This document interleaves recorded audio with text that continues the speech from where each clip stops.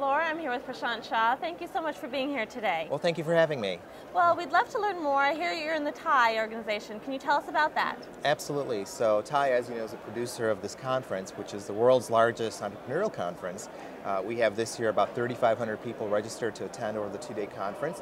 It's a great opportunity for both entrepreneurs and investors to come together and hopefully create great new companies. Great, and tell us a little bit more about your role and how you're involved. Well, I am one of the organizers of the conference. I help put together the cloud track here, so we have 3 panels, 3 sessions. In addition to that, TiE also recently launched this effort that we call TiE Angels. And so that's actually had a very big presence as well, because through TiE Angels, that network has now funded 6 companies to the tune of $3 million, all at the early stage level. Wow, so you're an investor too, and that's your background? That's right. Before TiE Angels, I was at a firm called Hummer Windblad Venture Partners for about 10 years, where I did a lot of software investing, mostly on the enterprise side. We didn't do a lot of consumer investing, but there's a lot of software technology that's been a very robust opportunity for investment as well. Okay, and with your VC background, what do you look for in companies that you think will be successful? What are the key criteria?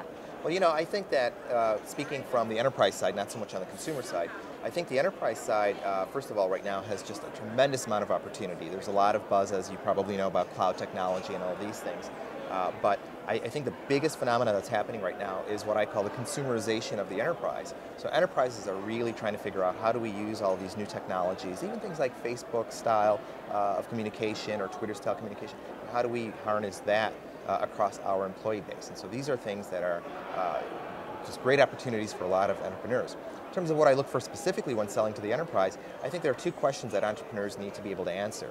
The first is, for the market that you're going after, why would a customer make a purchasing decision?